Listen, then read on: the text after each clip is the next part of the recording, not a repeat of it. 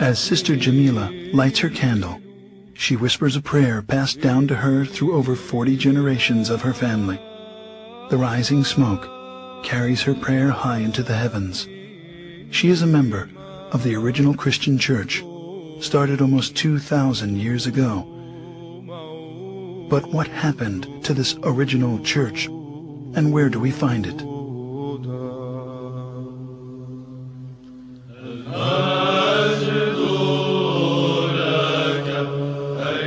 At that time, those believers in Jesus Christ joined together with the apostles, establishing the first organized church community in the city of Antioch. It is there in Antioch that they were first called Christians, as stated in Acts 11:25.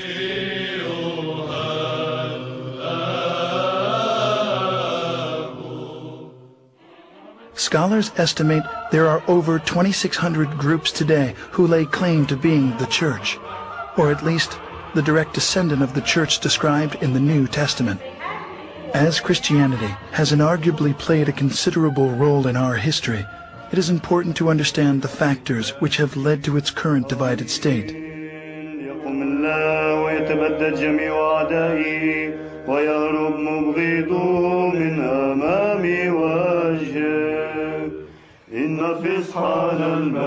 With the birth of the Church of Jesus Christ at Pentecost, the apostles made many missionary journeys. Over time, 5 patriarchates were established in Antioch, Jerusalem, Rome, Alexandria, and Constantinople. The apostle Peter was the first bishop of Antioch. 12 years later, he became the first bishop of Rome, leaving the apostle Paul as the head of the Antiochian church, while James, the brother of Jesus, was the first bishop of Jerusalem. Even though they were in full communion with one another, disputes arose over the adherence to the Old Testament law. James gave the solution to settle all doctrinal and moral issues through ecumenical councils, and the church flourished for 1,054 years. The first council was known as the Council of Jerusalem, as documented in Acts 15. In the history of the Christian Church, we find scores of such councils, establishing its canon laws, which the Orthodox regard as the faith of the apostles, faith of the fathers, faith of the Orthodox, the faith which has established the universe. Heresies, disputes, numerous wars, and much persecution constantly challenged the early fathers of Orthodox Christians.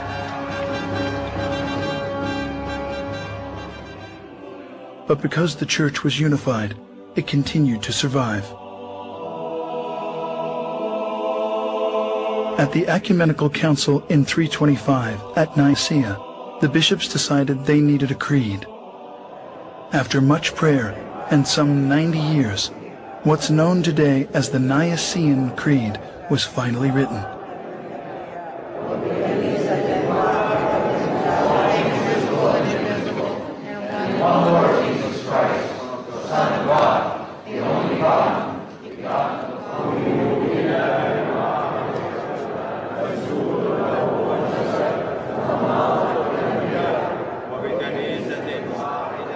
Between the years 325 and 787, 7 meetings were held to establish the laws of the Church. These became known as the 7 Ecumenical Councils. The faith of the Church at the close of its first 1,000 years was the same. The doctrine, the creed, the government were all recognized as one everywhere. This one church was the Orthodox Church, which has weathered many attacks. This cohesion, however, was soon to end. As the first millennium was drawing to a close, tensions began to mount between the Western Church, Rome, and the 4 Eastern churches. The bishops of Rome began to claim authority over the other 4 churches, on the claim that the Roman Patriarch was the only true successor of Peter. two giant issues emerged. First, Rome's declaration of the Pope's supremacy, and second, that the wording of the 700-year-old creed be changed. As disunity led to conflict, a cardinal was sent by the Roman bishop to slap a document on the altar of the church in Constantinople during a Sunday worship, excommunicating the Patriarch of Constantinople from the church. The final consequences of these tragic events was a massive split. The Great Schism occurred in the year 1054. Pursuing his claim of universal headship of the Church, the Patriarch of Rome broke from the other four churches, creating the Roman Catholic Church, independent of the other.